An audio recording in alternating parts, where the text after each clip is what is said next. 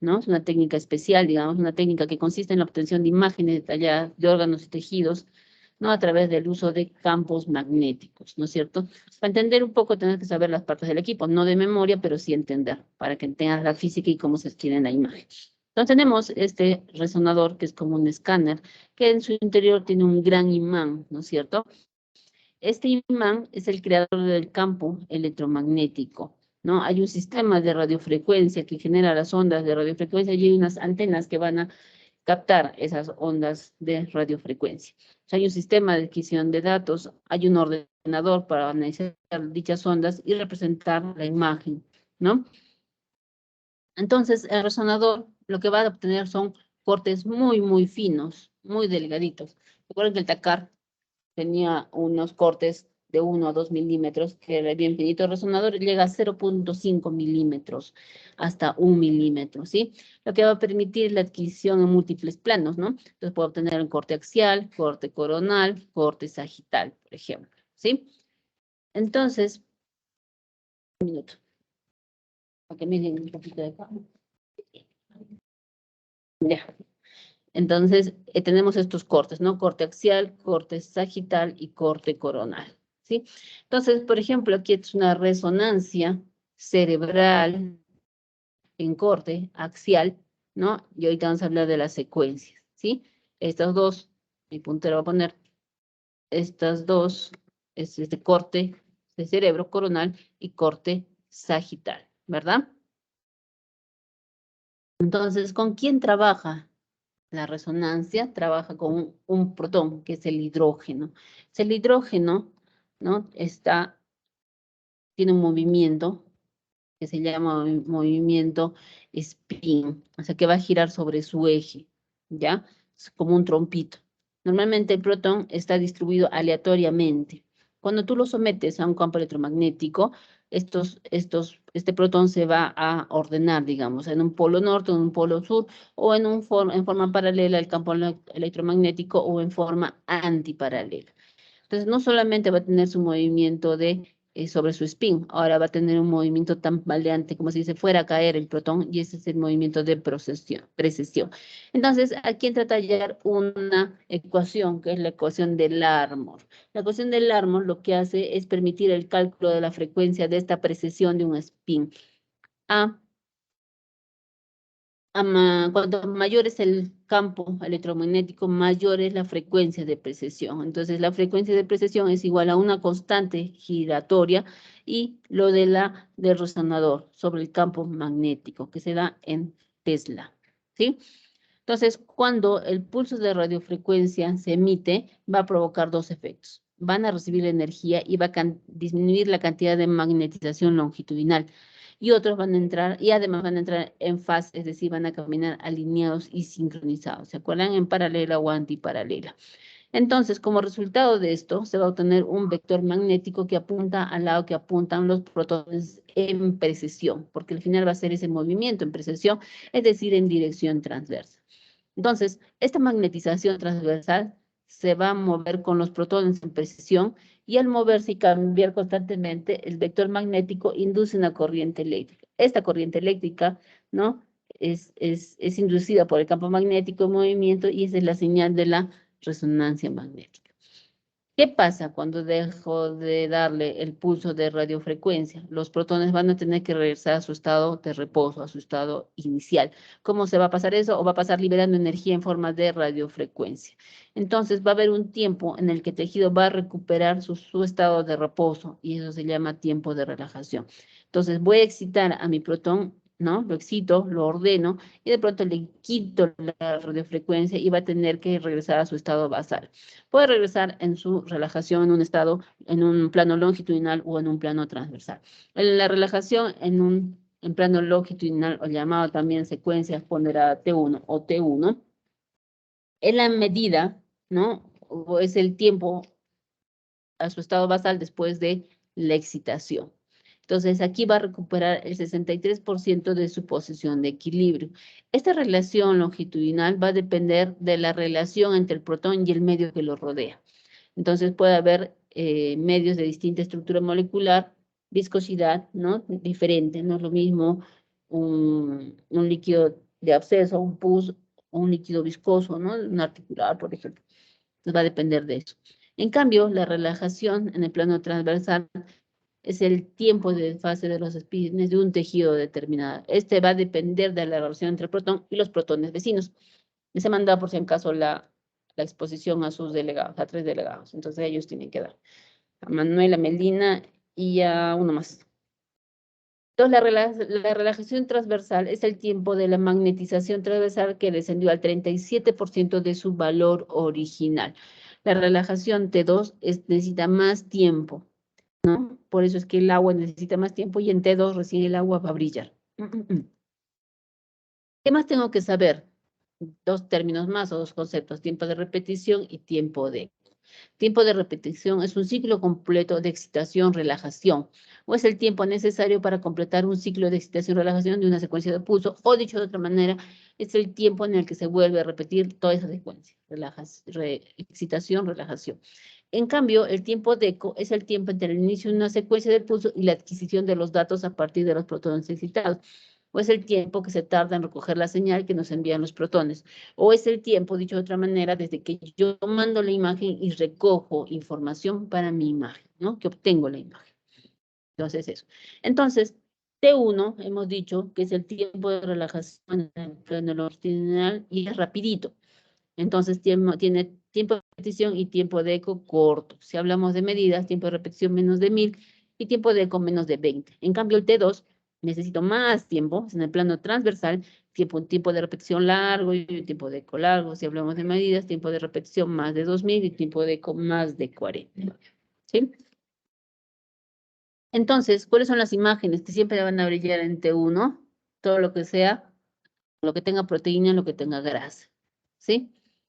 Entonces, aquí voy a ver la grasa, la hemorragia, pero la sangre subaguda, la melanina, que es una proteína, ¿no es cierto? El líquido proteico y el gadolinio. Entonces, siempre voy a ver brillando eso. En cambio, miren acá esta resonancia cerebral, ¿sí? Corte axial, ¿sí? En secuencia T1. ¿Cómo sé que es T1? Primero que ningún líquido brilla. Ven adentro, ¿no es cierto? Los ventrículos no brillan. Pero el líquido, perdón, la sustancia blanca la veo clarita o la veo blanca. Y la sustancia gris alrededor la veo gris también, ¿sí? Entonces como que respeta. T1, respeta.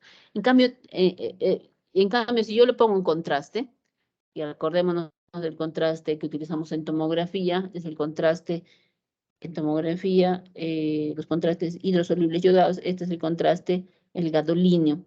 El gadolíneo también es escrita por vía renal, entonces lo que tiene que estar bien es el riñón. ¿Y cómo sé? Con la creatinina, ¿no es cierto?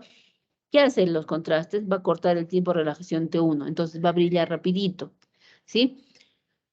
Entonces se va a ver señal. Entonces aquí, por ejemplo, es una resonancia, ¿sí? Ven como un plumón alrededor, y veo la sustancia blanca, blanca, la sustancia gris, gris, y vamos a ver qué contraste brilla alrededor de la lesión, ¿no es cierto? Entonces, el contraste lo voy a utilizar en T1. ¿Puedo utilizar en T2? Sí podría, pero no me va a ayudar. ¿Por qué? Porque si hemos dicho que en T2 brillan los líquidos, no voy a poder diferenciar. En cambio, en T1 no, entonces ahí sí va a brillar todo. Entonces, T1, ahí utilizo los contrastes. ¿Qué contraste? El gadolíneo. Que necesito que el riñón esté funcionando bien. ¿Sí? En T2 o en la relajación transversal, ¿no es cierto? Demora mucho más tiempo, necesita un tiempo de repetición y un tiempo de eco largo. Aquí van a brillar todo lo que sea líquido. Entonces el líquido siempre va a ser hiperintenso. Entonces hemos dicho que resonancia hablamos de intensidad. Blanco hiperintenso, negro hipointenso, igual que el tejido isointenso, ¿no es cierto? Entonces, ¿quién va a brillar? Bilis, orina, líquido cefalorraquídeo, líquido gastrointestinal, líquido peripancreático, pancreático, la citis, ¿no? Los quistes, ¿sí? Entonces, como todo lo que tenga líquido va a brillar, puedo ver el árbol biliar, el conducto de Wilson, las vías urinarias, por ejemplo, ¿no? Entonces, esta es una resonancia, ¿no es cierto? Una resonancia cerebral, corte axial. ¿En qué secuencia? Si brilla el líquido, ya es un T2. Miren alrededor de la circunvolución, hay líquido, es un T2, ¿sí?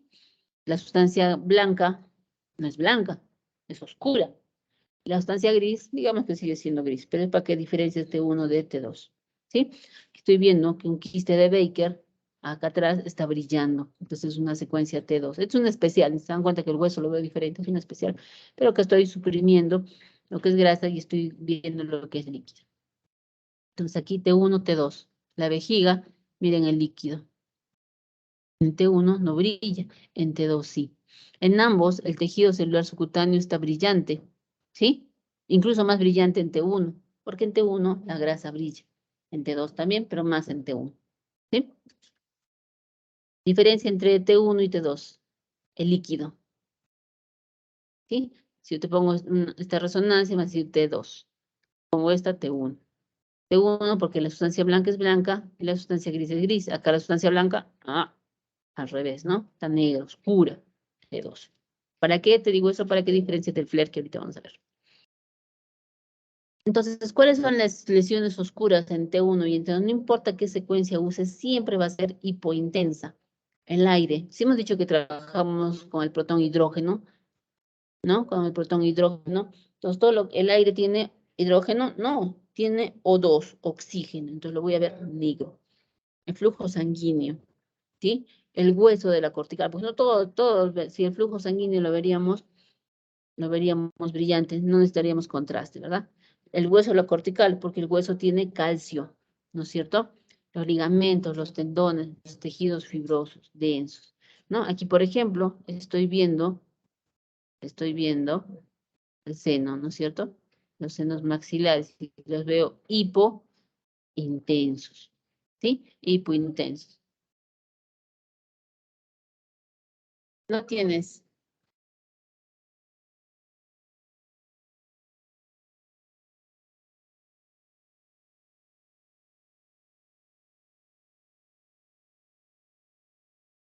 Ya, entonces todo lo que sea, lo que no tenga hidrógeno lo voy a pintar hipointenso. Entonces los senos maxilares es oxígeno, ¿no es cierto?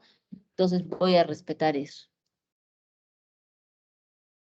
¿Sí? Aquí, por ejemplo, son cortes, diferentes secuencias. Acá hay supresión grasa, por ejemplo. No importa la secuencia y mira la cortical del hueso como un plumón negro alrededor, que es la cortical del hueso. ¿No? Corte sagital, corte coronal. Acá también, pero con supresión grasa incluso. Incluso tiene brillo, ¿no? O contraste.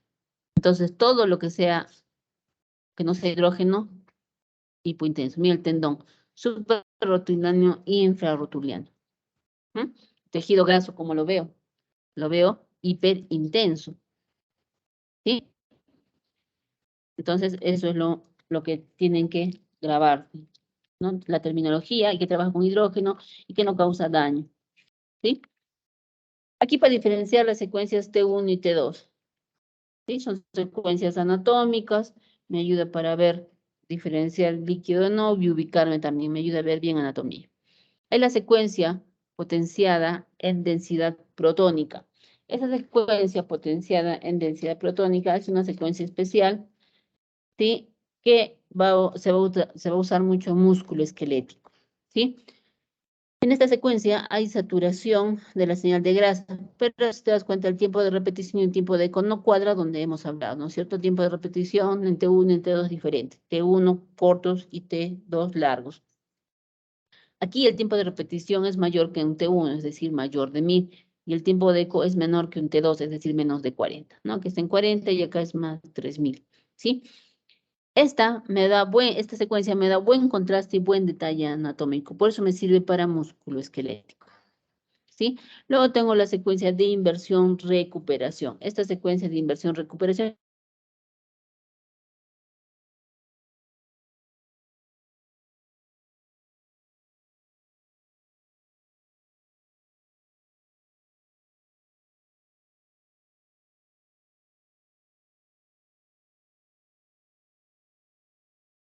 en tratamientos de ambas secuencias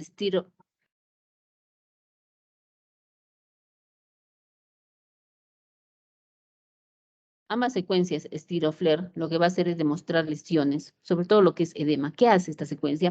Va a eliminar el líquido en movimiento. STIR en músculo esquelético, en óseo, ¿no? Aquí, por ejemplo, lo que se puede ver mejor es el edema óseo. En cambio, el FLAIR me ayuda para ver también edema. Por ejemplo, en estas imágenes tengo un T1 y un T2. ¿Se dan cuenta? T1, la sustancia blanca es blanca y la sustancia gris es gris. Y en T2 la sustancia blanca es oscura, ¿no es cierto? Bien oscura. Entre T1 y T2 van a ver los ventrículos y hay brillante dentro de los ventrículos y alrededor de las circunvoluciones. Es el líquido normal. Pero en el FLAIR se parece un T2, pero no brilla el líquido, ¿sí? El líquido no brilla, entonces es un FLAIR. Si hubiera un edema, lo vería acá en el FLAIR. Para eso me sirve, para caracterizar lesiones. Hay otra secuencia, la secuencia en fase y fuera de fase, que utiliza más para abdomen, ¿no? Y eso me sirve para ver lesiones benignas. Aquí lo están utilizando para ver esteatosis. Entonces, lo que hace es, esta secuencia se basa en la diferente frecuencia de los protones de tejido graso y el agua, donde coinciden agua y grasa, ¿no es cierto? En la fase, en fuera de fase, tiene que suprimirse. Entonces, si se suprime, hablo de una lesión benigna, ¿no es cierto? Entonces, aquí estoy viendo de que no hay una pérdida importante, ¿no es cierto? Pero hay un número, incluso hay un número en fase y hay un número fuera de fase y se hace la relación. Si pasa ese valor, me parece que es 0.8, ya hablamos de que es significativo esto, ¿no? Luego hablo de la saturación grasa, es una secuencia FAT-SAT que vas a leer, que donde anula la señal del tejido adiposo. Esto lo que va a hacer es mejorar, como vemos acá, la visibilidad de estructuras anatómicas, ¿no? Y también puedo ver el realce de las sustancias de contraste, por ejemplo, ¿sí? ¿Para qué me sirve? Para ver lipomas, teratomas. En cabecita puedo ver lesiones de órbitas, senos cavernosos, lesiones del piso del cráneo también me va a ayudar. Hay otras secuencias que es la difusión y la perfusión. En cuanto a la difusión, lo que va a valorar es el movimiento del agua, ¿ya? Entonces, lo que yo les digo, están en esta aula, entran y el agua se mueve tranquilamente a través de las células normales y se va por la puerta, se sale, entonces no restringe. En cambio, cuando es en tejido aberrante, células anormales, patológicas, entra el agua, entra con dificultad y para salir es imposible salir, entonces restringe. Entonces, al restringir me dice de que es una lesión maligna, muy probablemente maligna. Siempre hay a la excepción a la regla, ¿no? Entonces, pero hay que considerarlo. Generalmente restringe y ya piensas en algo malo, ¿sí? Ahora, su complementario cuantitativo de esta difusión es el ADC. El ADC se caracteriza por la misma lesión que se va a invertir. Si aquí brillaba porque restringía, aquí va a cambiar de color totalmente su opuesto y le voy a poner un numerito. Entonces, es la medición cuantitativa. Entonces, si es un valor aceptable, ya confirmamos esa restricción, digamos, ¿sí? Hay otro término que es la perfusión. La perfusión se representa, como vemos ahí en mapas, va a hablar del tiempo, el volumen y el flujo cerebral con contraste. Aquí, por ejemplo, me ayuda a distinguir un linfoma de un glioblastoma de una metástasis. También me sirve, como vemos ahí, para el comportamiento de tumores cerebrales, pero también me sirve para infarto cerebral y para ver, sobre todo, qué lesiones son viables o para los pacientes que son candidatos a la revascularización, ¿ya? Otro término que también van a escuchar es la espectroscopía. La espectroscopía es un estudio especial de la resonancia que tienen los resonadores, donde valora las características bioquímicas de los tejidos. Esa es una biopsia virtual no invasiva que permite determinar en vivo los protones que se encuentran en el cerebro en condiciones normales o patológicas. ¿Con qué metabolitos actúa? Con varios, acá hay varios. Te va a primero medir una parte que está normal y te va a poner la parte que está sospechando y ahí vas a ver todos los metabolitos. Por ejemplo, tengo el N-acetil aspartato, ¿no? Que lo que va a ver, tiene valores normales, ¿no? Tengo la creatinina, la colina, ¿no? Entonces tengo el N-acetil aspartato, la alanina, el glutamato, aminas, azúcares y lo que no debe haber o debe haber en mínima cantidad es el lactato, ¿sí? ¿Qué hace la espectroscopía? Añade información diagnóstica tumoral. El N-acetilaspartato, por ejemplo, es un indicador del sistema nervioso. ¿Sí? El lactato me habla de que ha habido una transformación maligna, ¿no? La creatinina, por ejemplo, es un marcador energético, ¿ya? El mioinositol me habla, por ejemplo, o la colina me habla de la membrana celular. Y si esto se aumenta es porque ha habido degradación, entonces algo lo ha destruido. Entonces tiene valores, ¿no? Por ejemplo, si disminuye el N-acetil y aumenta la colina, ya estoy pensando en algo mal, ¿no? ¿En quién está indicado? En tumores cerebrales, en valoración terapéutica, cómo maneja una lesión tumoral, qué tratamiento le da, antes puede ser radioterapia, no sé, vamos a ver su respuesta.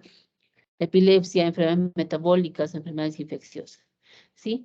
Entonces, en general, la resonancia me ayuda para, con todo lo que hemos hablado, espectroscopía, difusión, perfusión, saturaciones y todo, me ayuda a caracterizar anomalías detectadas en otras secuencias u otras técnicas de imagen.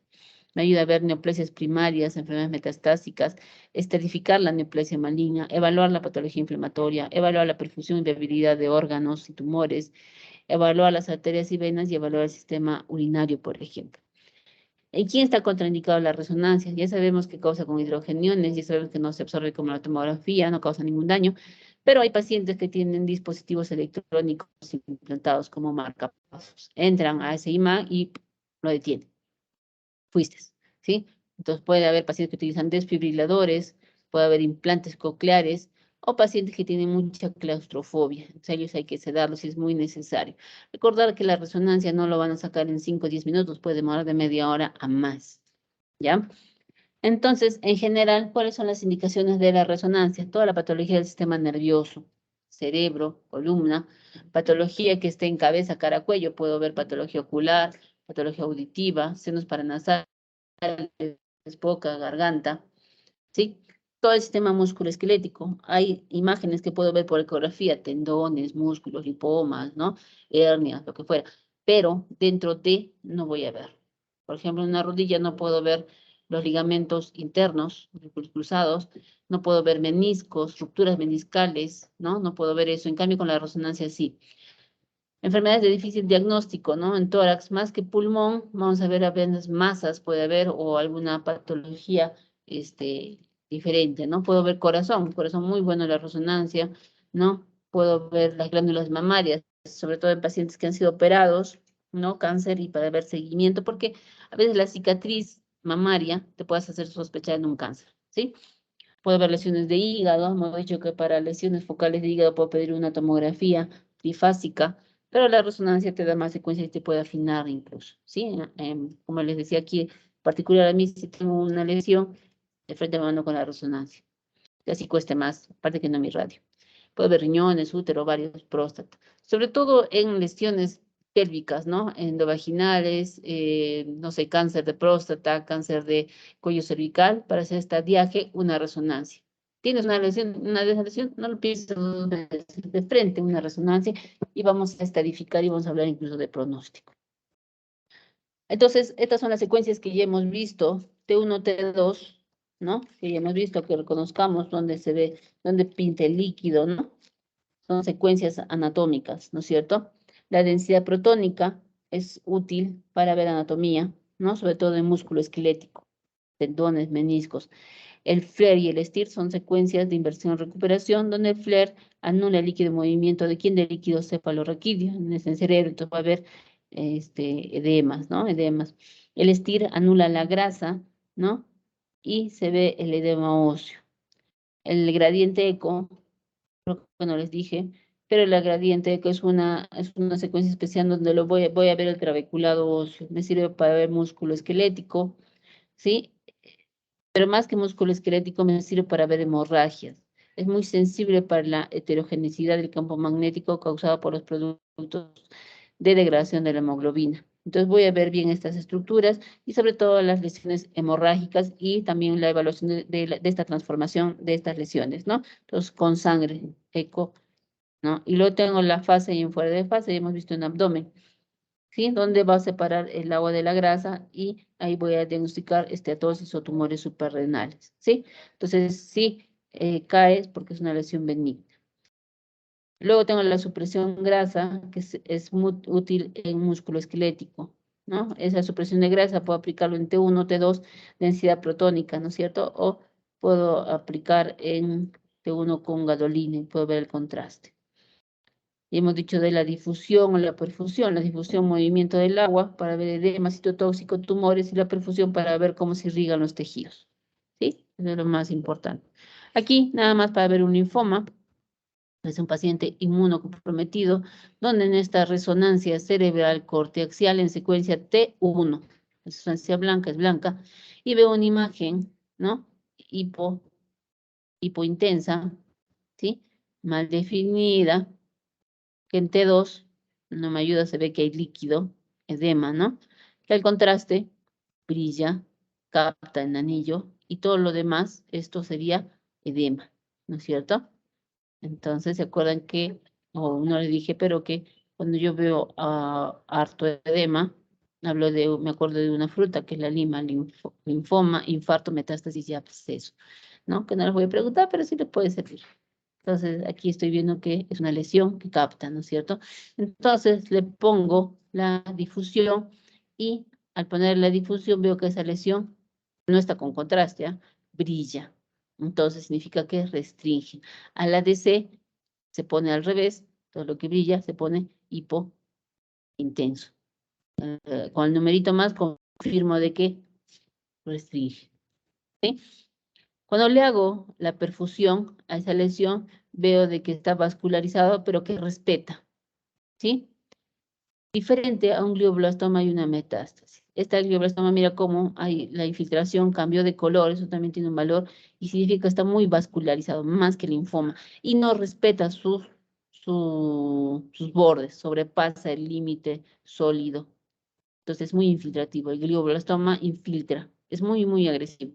Metástasis también tiene bastante vascularización diferente al linfoma, pero por lo menos respeta. ¿Sí? Para eso me sirve la perfusión. Entonces, eso sería la última diapositiva. Y hasta ahí llegamos. ¿Alguna duda? Mi audio apagado. ¿Qué? ¿Está bien? ¿Alguien todo bien? ¿Hay alguien? ¿Hay alguien ahí con vida? Claro, doctora. Ah, ya, está bien. Como les decía, yo no les voy a tomar asistencia, ya depende de ustedes si quieren aprender. Así hayan estado 9 al principio, esos 9 van a aprovechar más. No, chicos, los dejo, cuídense. Muchas gracias, doctora. Hasta luego. Hasta luego, doctora. Doctora, hasta luego. Chicos, nos vemos.